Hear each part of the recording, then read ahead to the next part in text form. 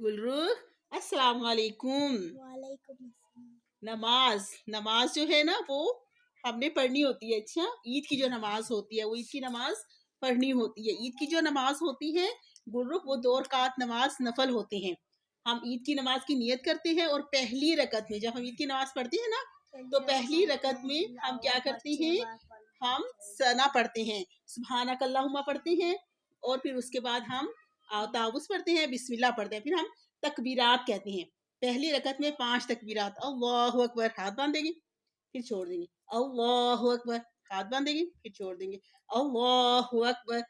तो ये हम 5 तकबीरात कहेंगे। फिर हम सूरतुल फातिहा पढ़ेंगे, फिर हम सूरा पढ़ेंगे, रुकू करेंगे, सजदा करेंगे, फिर हम खड़े हो जाएंगे, फिर हम 3 तकबीरात कहेंगे, अल्लाहु अकबर, अल्लाहु अकबर, अल्लाहु अकबर। फिर हम सूरतुल फातिहा, रुकू, सजदा। तो हमारी 2 रकात नमाज